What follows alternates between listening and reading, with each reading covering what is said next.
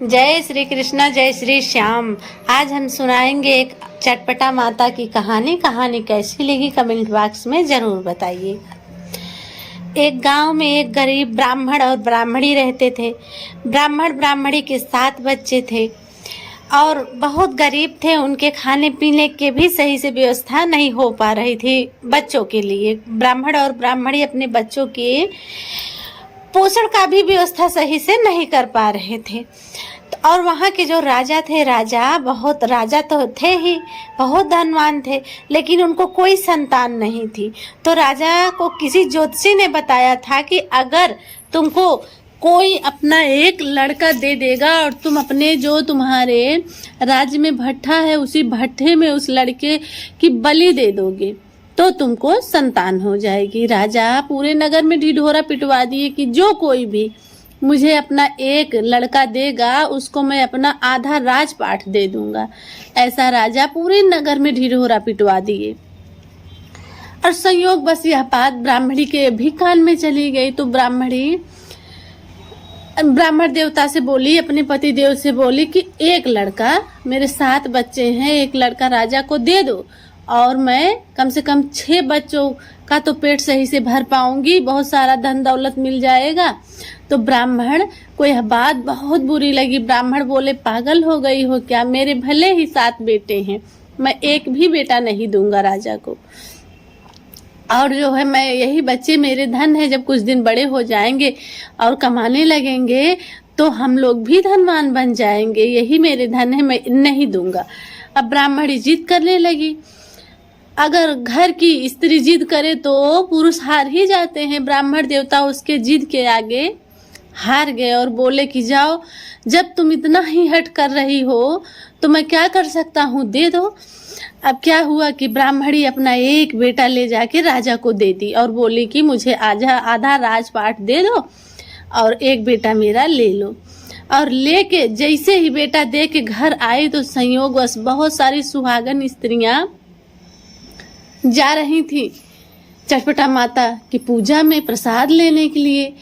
तो अब पूछी कि बहनों तुम कहाँ जा रही हो? तो बहुत सारी स्त्रियां जो जा रही थी बोली कि हम लोग जा रहे हैं चटपटा माता की पूजा में। तो बोले कि इससे क्या होता है? तो बोले कि इससे जो कोई भी जाता है, कोई भी मन्नत मानता है, कोई भी समस्या रहती है, माता जी के सामने निवेदन करता है, मन से मन्नत मानता है तो उसका वह चटपटा माता मन्नत पूर्ण कर देती है। इसीलिए इनकी पूजा होती है। जैसे अवसानी मैया की, संगठा मैया की, तुरंता माई की, वैसे चटपटा माता की भी पूजा होती है। माता जी के कई रूप हैं।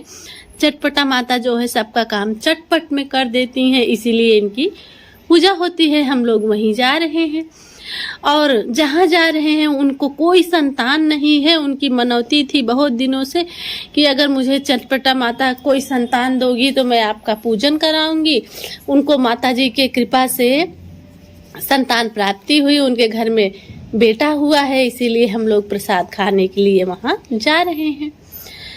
अब ब्राह्मणी के मन में ये बात बहुत जोर शोर से बैठी। उधर राजा लड़के को लेके बलि चढ़ाने के लिए, राजा को भी तो जल्दी थी कि मैं कितनी जल्दी किसी लड़के का बलि चढ़ाऊं और मुझे वंश हो।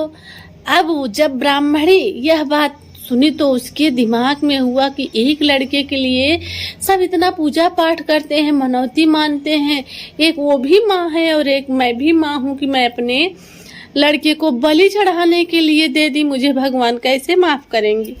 अब वह रोने लगी, जोर जोर से बोली, बहनों मुझसे तो बहुत गलती हो गई है, मैं तो अपने एक लड़के को राजा को दे के चली आई हूँ।